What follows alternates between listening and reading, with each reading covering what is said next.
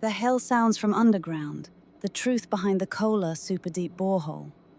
Deep in the frozen north of Russia lies one of humanity's strangest and most terrifying experiments.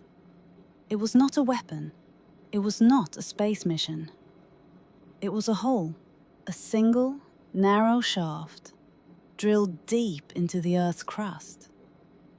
A project that began in the name of science and ended in whispers of something far darker. They called it the Kola Superdeep Borehole. For decades, it was hidden behind fences in silence.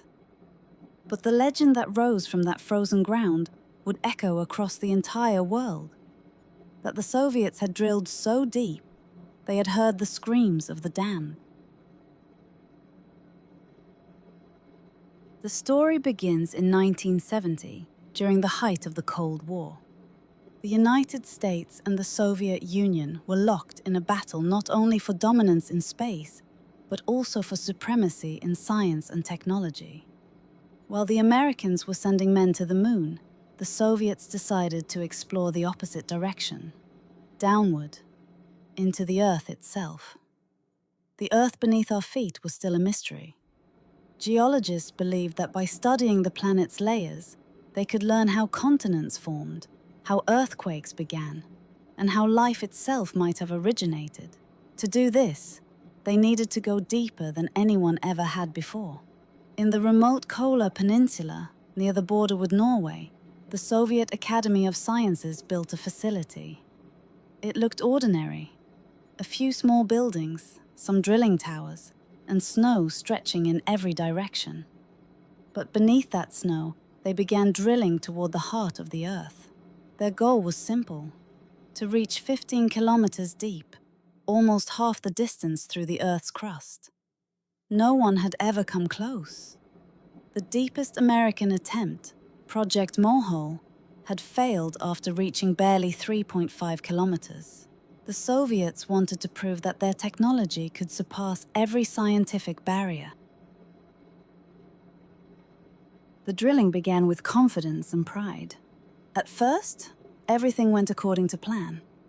The bits spun day and night, chewing through layers of granite, basalt, and shale. Each core sample pulled from the depths told a story of ancient time rock formed billions of years ago, untouched by human eyes.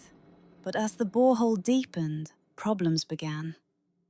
At 7 kilometers, the temperature rose higher than expected. At 9, the metal drill string began to warp from the heat. And by the time they passed 12 kilometers, the temperature inside the hole had climbed to nearly 180 degrees Celsius, hot enough to melt most machinery. It was as though the Earth itself was warning them to stop. Yet the scientists pressed on. They built stronger equipment, more advanced sensors. They believed they were on the verge of rewriting geological history. But something else was waiting in the deep. Something that would make the bravest researchers question everything they knew about science, and even about the afterlife. The first signs were subtle. Technicians reported hearing faint noises through their instruments, strange rhythmic vibrations that didn't match any geological pattern. At first, they blamed interference, mechanical resonance, or echoes caused by the drilling itself. But soon, the noises grew louder, stranger, almost human. Some said it sounded like distant voices. Others described it as a low moaning, carried through the metal pipes. The deeper they went, the stronger it became. Then came the malfunctions. Pressure gauges jumped wildly. Sensors recorded impossible spikes in temperature. A few workers even claimed to have seen strange vapors rising from the borehole. Thin, shimmering mist that smelled of burning metal. Official reports never mentioned it, but the rumors spread quietly among the crew. Something was alive down there. In 1989, after nearly 2 decades of work, the Kola borehole reached a record-breaking depth of 12,262 meters, the deepest artificial hole ever made. To celebrate the achievement, scientists decided to lower experimental microphones into the borehole. Their purpose was simple: to study seismic vibrations and record natural sounds of the Earth's interior. What they captured would become one of the most infamous recordings in modern history. According to accounts that surfaced years later, the microphones picked up faint, irregular noises. At first, it sounded like rock shifting under pressure, groaning, cracking, the slow movements of the planet. But as the recording continued, another sound began to emerge beneath the static. A distant cry, then another, and then hundreds more, rising together into a single chorus of unbearable agony. Those who listened described it as the sound of human screams. Endless, tortured voices echoing from the depths of the earth. The recording supposedly lasted only a few minutes before the equipment failed. When the researchers pulled the microphones back up, they were melted at the tip. No one could explain what they had heard. Some of the scientists reportedly resigned that same day. Others refused to talk about it ever again. The audio later surfaced outside Russia on European radio programs and in tabloids across the world. It became known as the sounds of hell. In the early 1990s, the story exploded across Europe and the United States. Newspapers ran headlines like, "Russian scientists hear the cries of the damned." Talk shows and radio programs played the eerie recording for millions of listeners. Some fainted, others wept. Many simply couldn't believe their ears. Religious leaders claimed the Soviets had accidentally opened a portal to hell. They quoted verses from Revelation, warning that mankind had trespassed on forbidden ground. At the same time, skeptics dismissed it as an elaborate hoax, a piece of Cold War propaganda or a cleverly edited sound effect. Yet no one could produce the original tape, and those who claimed to have heard it in person insisted it was real. The legend spread faster than any scientific paper ever could. In churches and schools, people whispered about the hole to hell. For years, tourists and journalists tried to locate the exact site, but the Soviet authorities kept it closed, citing safety concerns. The truth remained buried as deeply as the hole itself.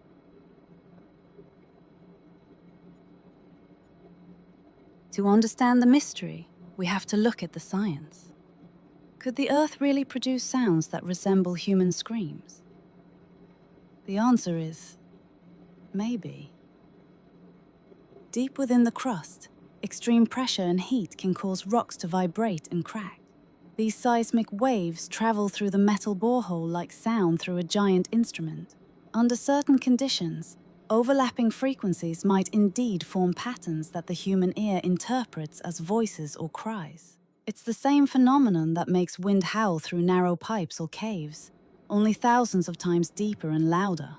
Skeptics argue that the so-called hell recording was nothing more than feedback, a mix of seismic resonance, metal distortion, and radio interference.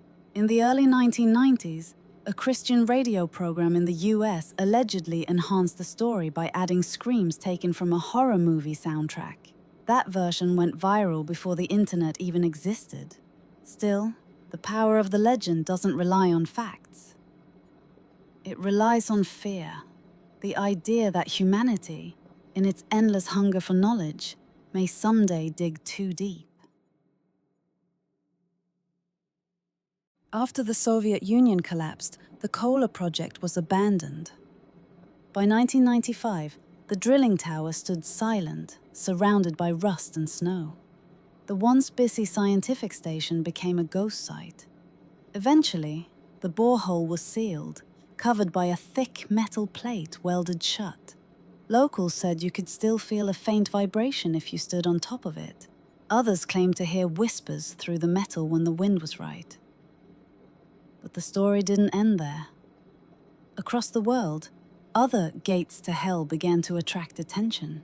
In Turkmenistan, the Darvasa gas crater, a giant pit of burning natural gas, became known as the door to hell. In Iceland and Hawaii, ancient myths spoke of volcanic caves leading directly to the underworld. And in Turkey, archaeologists uncovered Plutonium's Gate, a temple where deadly gases killed any living creature that entered, a place once believed to be an entrance to Hades itself. Perhaps the Kola borehole was never unique. Perhaps every culture has a story warning us about the dangers of digging too deep, both literally and spiritually.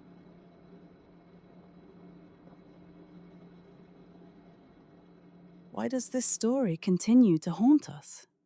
Maybe because it touches something primal, the fear of what lies beneath.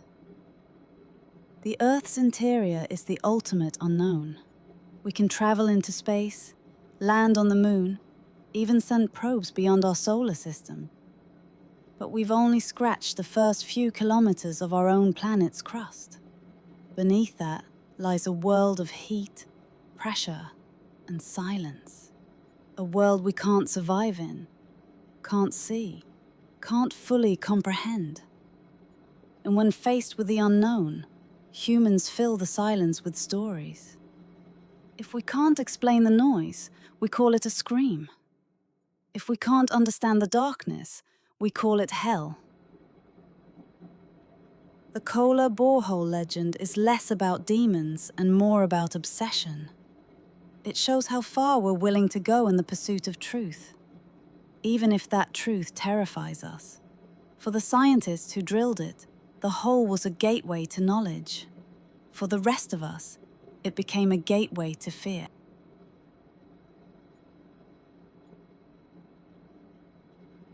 Today, the Kola site is mostly forgotten, hidden behind rusting fences in the Arctic wilderness.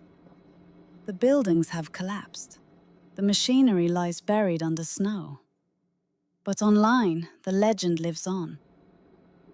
You can still find the hell recording, shared on forums and YouTube videos, each claiming to be the authentic sound from the depths. In recent years, new drilling projects have once again tried to reach deeper into the Earth. Germany's KTB project reached 9 kilometers before stopping due to extreme heat. Japan and the United States have launched similar missions, hoping to penetrate the oceanic crust. Yet none have matched the depth of the Kola borehole. It remains the deepest man-made point on Earth, and the one most surrounded by mystery. Scientists today use advanced simulations instead of physical drilling to study the planet's interior. But the legend of Kola reminds them of a deeper truth, that there are limits even science must respect.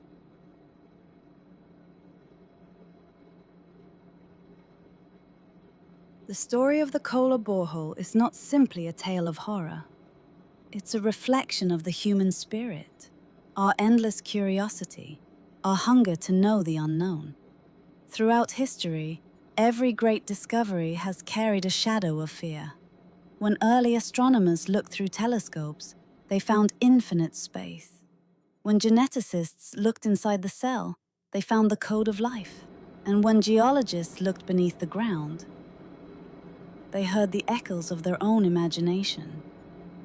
Maybe the hell sounds were never real. Maybe they were a metaphor, the voice of the earth reminding us of our smallness. Or perhaps, just perhaps, they were something more, a warning from the deep. We may never know.